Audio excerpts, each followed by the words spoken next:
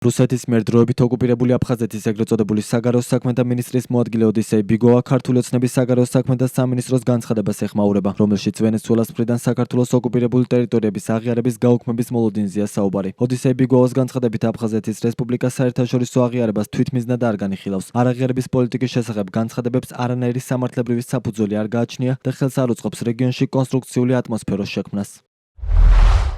ძირითადი ყურადღება ეთმობა სახელმწიფოებრივი ინსტიტუტების გაძლიერებას, მდგრადი სოციალურ-ეკონომიკური განვითარების უზრუნველყოფას, უსაფრთხოების შენარჩუნებასა და ურთიერთპატივისცემასა და თანასწორობაზე დაფუძნებული დიპლომატიური კონტაქტების გაფართოებას. რუსეთის ფედერაციისა და სხვა მეგობარი სახელმწიფოების მხარდაჭერა ხელს უწყობს აფხაზეთში სტაბილურობისა და განვითარების გამტკიცებას, მისი ხალხის ნების ჩანაცვლების გარეშე. ამავდროულად ჩვენ ვინარჩუნებთ მზაობას, ყურადღებით და პასუხისმგებლობით ვუპასუხოთ ნებისმიერ სიგნალს, რომელიც მიუთითებს რეგიონული პოლიტიკისადმი უფრო პრაგმატული და რეალისტური მიდგომის სურვილს.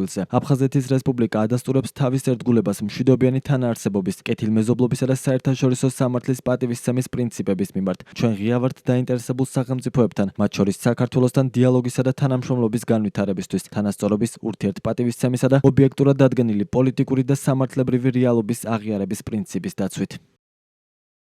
ქართული ოცნების საგარეო საქმეთა სამინისტრო ვენესუელაში ბოლო დროს განვითარებულ მოვლენებს გამოეხმაურა და იმედი გამოთქვა, რომ ეს მოვლენები ვენესუელას ხელისუფლების მიერ საერთაშორისო სამართლის უხეში დარღვევით საქართველოს ოკუპირებული რეგიონების აფხაზეთისა და ეგრეთ წოდებული სამხრეთ ოსეთის დამოუკიდებელ სახელმწიფოებად აღიარების გადაწყვეტილების გაუქმებას გამოიწვევს. ვენესუელა რუსეთთან, ნიკარაგუასთან, ნაურუსთან და სირიასთან ერთად აღიარებს აფხაზეთისა და ეგრეთ წოდებული სამხრეთ ოსეთის დამოუკიდებლობას. 2009 წელს უგო ჩავესის მიერ მიღებული ეს გადაწყვეტილება ამ დრომდე ძალაშია.